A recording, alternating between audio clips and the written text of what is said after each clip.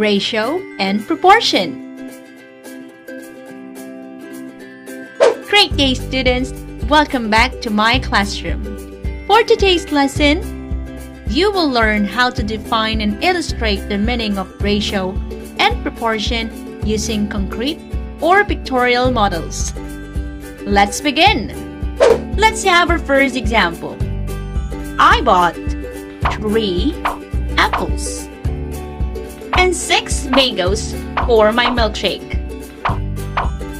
Now the question is, what is the ratio of apples to mangoes?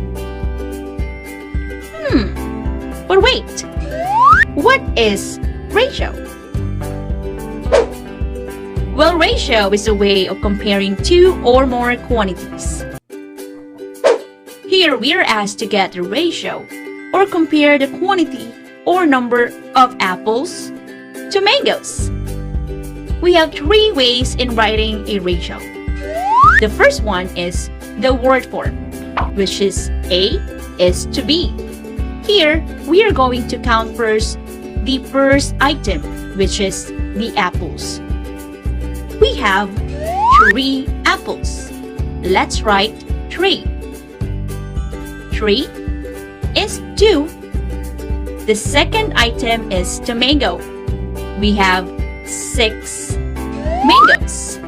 That makes 3 is to 6. Wonderful. Now for our second way in writing the ratio, we have the colon form. Here, instead of writing the word is to, we are going to replace it by the colon symbol. That makes 3 colon 6, but still read as 3 is to 6. Finally, our last way of writing the ratio is the fraction form, where the first quantity serves as the numerator while the second quantity serves as the denominator, which makes 3 over 6. This means that for every 3 apples, we have 6 mangoes. Remember, ratio is a comparison of 2 or more quantities, but we can only use the fraction form when we are only comparing 2 quantities. Wonderful! Now, like fraction, ratios can be simplified into lowest term as well. Let me give you an example. We have 3 over 6, or 3 is to 6. We can simplify the ratio into lowest term like how we simplify a fraction, by dividing both quantities by its greatest common factor. Here, the greatest common factor of 3 and 6 is, very good, 3. Now let's divide 3 by 3 and 6 by 3. That gives us 1 is to 2. This means that for every 1 apple, we have 2 mangoes.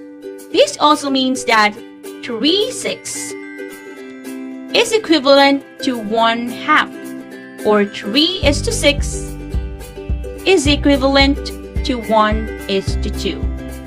This is an example of equivalent ratio. Equivalent ratios are ratios that make the same comparison of numbers. Now, how do we get the equivalent of the ratios? Let me give you an example. I have here 2 donuts and 1 drink. It means that the ratio of the drink to donuts is 1 is to 2. We can also write the ratio 1 is to 2 into its fraction form, 1/2. Now, to get the equivalent of the ratios, we are just going to simply multiply both quantities by any number.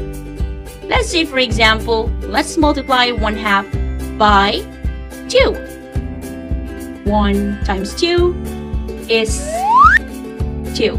2 times 2 is 4. This means that 1/2, or 1 is to 2, is equivalent to 2 is to 4. Now let's try to multiply this by 3.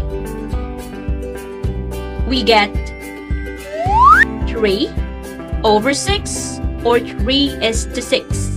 These also means that 1 is to 2 and 2 is to 4 is equivalent to 3 is to 6. Wonderful! Now we can also get the equivalent of a ratio by dividing both quantities by its factor. We know that the factor of 3 and 6 is 3. 3 divided by 3 is 1, while 6 divided by 3 is 2. This means that 3 is to 6 is equivalent to 1 is to 2. Very good. Again, these are what we call equivalent ratios. But this also shows proportion.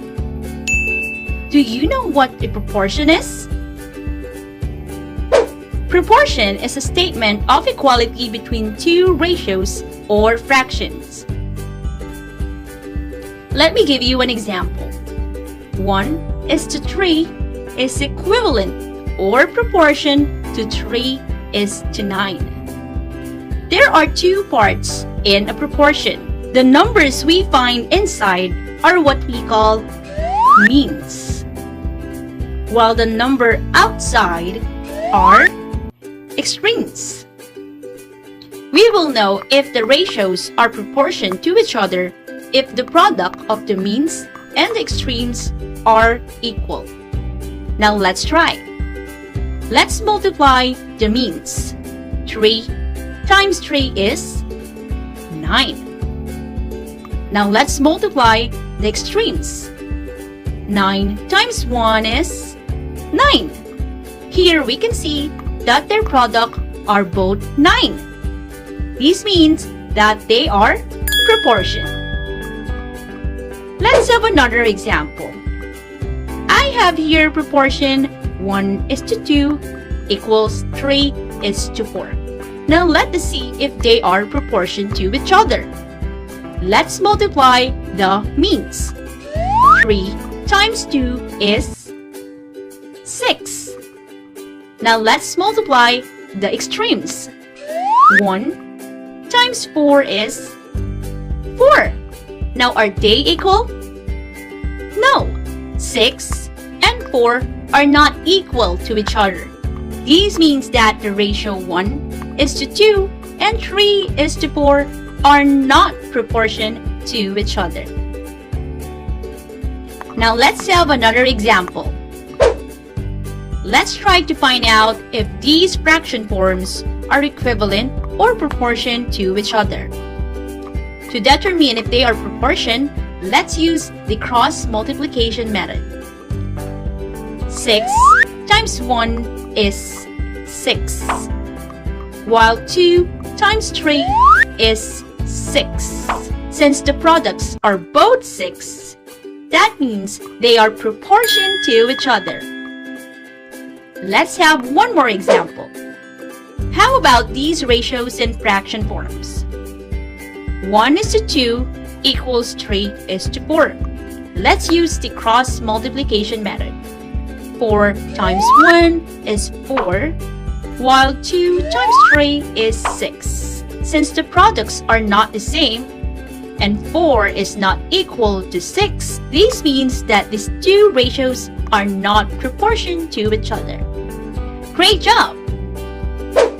Now, if in a given proportion, a term is missing, it can be solved using cross multiplication. Let me show you an example. Let's say a baker can bake a cake using 2 cups of flour. This gives us the ratio of the cup of flour to the cake, which is 2 is to 1 or 2 over 1. Now the baker needs to make 3 cakes. The question is, how many cups of flour does the baker need to make 3 round cakes? The first thing that we need to know are the quantities given.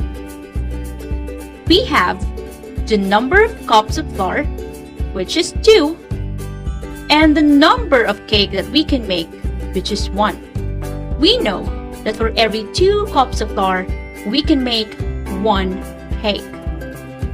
Now let's set up a proportion. The problem is, What if we make 3 cakes? How many cups of flour should we have? Since we do not know yet, let's write n. Now to find the missing term, which is n, let's use the cross multiplication. 3 times 2 is 6, while 1 times n is 1n, but we are only going to write 1. The next step is to divide the products. 6 divided by 1 is 6. Great job! This means that we need 6 cups of flour to make 3 round cakes. Wonderful! Let's have another example. Let's say we have this proportion. Let's find the missing term. Again, we will use cross multiplication method. 12 times 1 is 12. N times 4 is 4n.